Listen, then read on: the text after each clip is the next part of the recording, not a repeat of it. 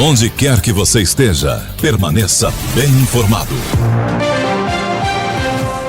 E hoje nós vamos falar sobre um assunto urgente e necessário: a violência contra a mulher. Segundo os dados recentes, o Brasil registra altos índices desse tipo de violência que vai muito além das agressões físicas. Envolve também violência psicológica, moral, sexual e patrimonial. Para nos ajudar a entender melhor como funciona o processo de denúncia, quais os canais disponíveis e como a mulher pode ser protegida pela lei, nós vamos conversar agora com a advogada doutora Kátia Andrade, que é especialista e referência na defesa dos direitos das mulheres. Doutora Kátia, seja bem-vinda, bom dia, um prazer recebê-la mais uma vez aqui no nosso Jornal da Manhã Patos. Bom dia, Larissa, bom dia, Matheus. Novamente, muito obrigada pelo convite, é sempre um prazer e muito obrigado pelo espaço pro assunto, para a pauta que nos é muito importante. Doutora, nós que agradecemos e não há como pensar neste tema e não pensarmos em alguém que entende e luta diariamente pelos direitos das mulheres, principalmente nós estamos no Agosto Lilás. Doutora Kátia, como que a gente pode definir violência contra a mulher e quais são os tipos mais comuns hoje identificáveis? Bom, salvo engano, hoje nós completamos 19 anos da Lei Maria da Penha. Do ponto de vista da Lei Maria da Penha, tá?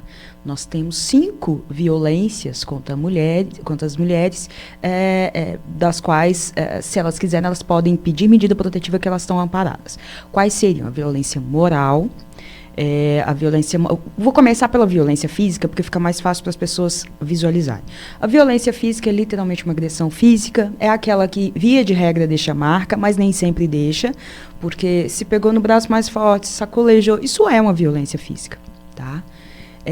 Você tem a violência patrimonial, que também é uma das mais difíceis, às vezes até de ser entendida, ou da mulher se identificar nela, porque a gente sempre dava como exemplo, porque ele pegou o celular e quebrou num momento de raiva, que é uma violência patrimonial, mas é também quando ele subtrai bens daquela mulher, quando ele oculta patrimônio, por exemplo, do casal, já com o intuito de, obviamente, não ter uma partilha justa do patrimônio comum.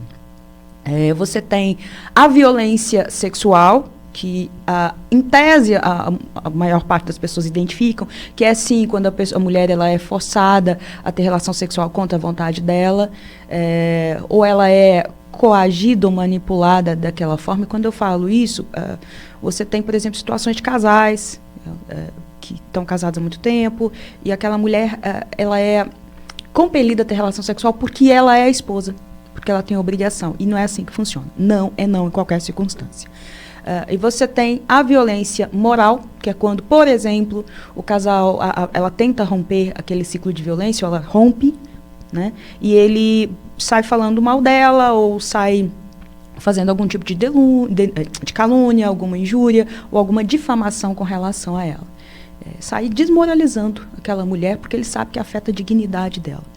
E por fim, e quando eu falo por fim, eu sempre deixo para enfatizar, é a psicológica, porque a psicológica ela é, no final das contas, a base de todas essas violências, e ela é, sim, a mais difícil de ser identificada, porque a própria vítima, em até determinada fase daquele ciclo, ela naturaliza aquela violência psicológica. Mas ele nunca me bateu, então isso não é violência psicológica. Mas ele está diminuindo, diminuindo ela, ele está tentando tirar toda uma autoestima para manipulá-la, para controlá-la e não deixá-la sair daquele ciclo, tá? Então, é sim uma violência das mais difíceis e das mais traumatizantes, porque muitas das vezes quando ela rompe aquele ciclo, ela de verdade já está com aquela autoestima baixa, ou com aquela visão de que ela está fadada a viver aquilo para o resto da vida. E de fato, isso não pode acontecer. E doutora Kátia, diante dessas situações, muitas mulheres têm medo, insegurança e às vezes até vergonha de realizar denúncia contra seus companheiros ou quem quer que esteja praticando essa violência contra ela. E eu queria que a senhora explicasse pra gente como que ela consegue fazer essa denúncia. É possível fazer de forma anônima? Existem plataformas, existem outras formas para que ela possa buscar ajuda, por favor? Bom, a denúncia anônima nós temos o 180. Então, se eu estou vendo que a minha vizinha está passando por isso, se eu sei, tem uma amiga que está passando por isso, e ela não tem, naquele momento, condições de romper aquele ciclo, ou não consegue fazer a denúncia, a gente tem que se entender enquanto rede de proteção. Tá? Eu tenho uma responsabilidade sobre a minha vizinha, sobre a minha amiga, sobre a minha parente. Então, o 180, ele é um canal, por exemplo, para esse tipo de denúncia anônima. Tá? Mas é óbvio que numa situação de urgência, está acontecendo agressão, você tem que acionar o 190. A polícia militar tem que ir até lá e tem que cessar aquela violência que está acontecendo. O que a gente precisa deixar bem claro é que o direito de representação, ele é da vítima. Então, a vítima, a não ser em caso de flagrante, ela tem sim que ir à delegacia ou ela tem que procurar um advogado para requerer a medida protetiva. Aí você me pergunta, ela requerendo a medida protetiva, que tem natureza cautelar, que é para proteger, literalmente, aquela vítima, vão ser deferidas as medidas cabíveis para aquele caso. E você me pergunta, Kátia, mas ela só quer ser protegida. Porque no final das contas, gente, a maior parte das medidas protetivas que são requeridas, elas não viram representação. O que seria representação criminal? É literalmente processar aquele agressor pelas violências que ele cometeu. Tá? E esse direito de representação é da vítima, aí você não pode, por exemplo, obrigá-la a seguir com o processo. E aqui, gente, eu não estou fazendo nenhuma apologia, porque tem que parar com a medida protetiva. Não, não é isso. Eu entendo que se ela tiver força, se ela conseguir levar adiante, ela tem, o agressor ele tem que ser punido sim. Entretanto, entra uma questão que a Larissa pontuou no início da pergunta dela. Por que as mulheres têm medo ou vergonha de denunciar? É medo e vergonha porque elas sabem do processo de revitimização a toda vez que ela tem que contar aquela história. Infelizmente, nem toda a rede de atendimento de proteção está capacitada com perspectiva de gênero para não fazer o julgamento moral daquela vítima. E aqui eu estou falando da rede de atendimento e de proteção, porque necessariamente está na linha de frente e que tem obrigação de ter essa sensibilidade. Mas aqui nós podemos falar, inclusive, enquanto sociedade, nós fazemos muito julgamento moral da vítima. Mas ela apanha, mas continua com ele. A vítima de violência doméstica, ela é uma vítima peculiar. Ela tem vínculos com o agressor. Filho, dependência emocional, financeira. Então, o julgamento moral, ele é revitimizante. Ele só vai agravar, na verdade, aquele ciclo de violência. E me permitam, para esse tipo de agressor é cadeia, né? Porque vagabundo que faz isso merece a cadeia, merece o pior mesmo. Doutora Kátia, nós estamos chegando ao fim da nossa entrevista aqui, mas tem um gesto, um símbolo em que as mulheres elas podem pedir socorro, não é mesmo? Eu vou pedir licença para fazê-lo. Larissa, por favor, que é este símbolo. Que se puder cortar pra gente aqui, cortar pra câmera fechada da Larissa, que ela vai mostrar e vai explicar esse gesto. Larissa, o que você está fazendo para quem está nos ouvindo? É uma maneira de você pedir ajuda, né? Quando você estiver em público, estiver passando por alguma situação difícil e às vezes, né, consegue ali ter um contato, você pode fazer esse gesto, pode também fazer, né, nas suas costas, você posiciona a sua mão e faz nas suas costas para que a pessoa veja, às vezes, né, você consegue cutucá-la de alguma forma, né, esbarrar ali e fazer esse gesto.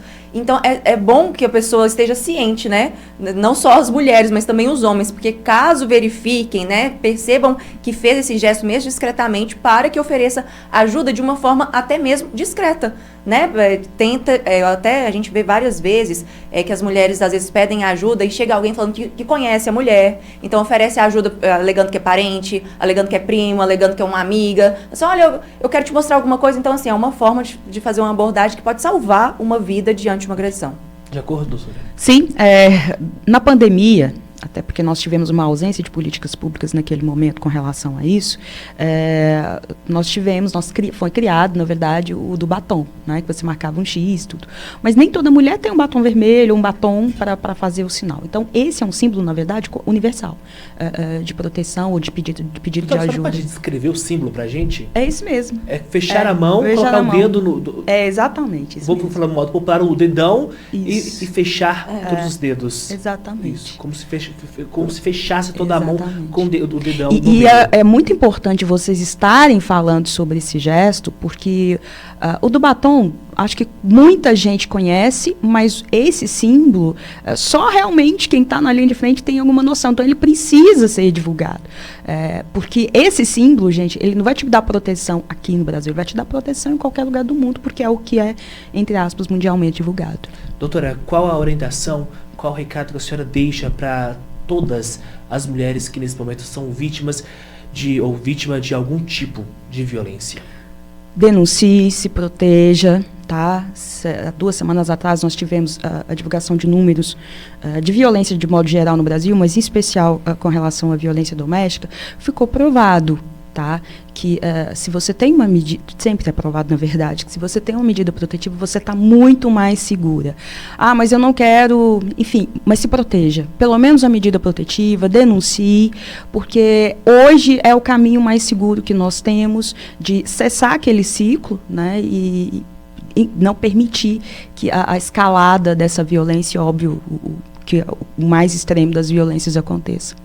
Agora são 8 horas da manhã, a gente chega ao fim desta entrevista, mas eu não posso encerrar essa entrevista sem antes agradecer a senhora, doutora Kátia. Vou pedir licença para olhar para a senhora que está aqui, pela coragem, por ser porta-voz de tantas mulheres que estão nos assistindo, estão nos ouvindo, não só na Jovem Pan, nos mais diversos veículos em que a senhora transita. Obrigado por ser essa voz tão importante, não só em Patos de Minas, mas em toda a nossa região. Obrigado de verdade e muito obrigado pela participação da senhora. Muito obrigada, fico muito feliz e lisonjeada com o reconhecimento e eu estou sempre à disposição, tá? Eu acho que, para além da minha profissão, é a minha obrigação enquanto cidadã.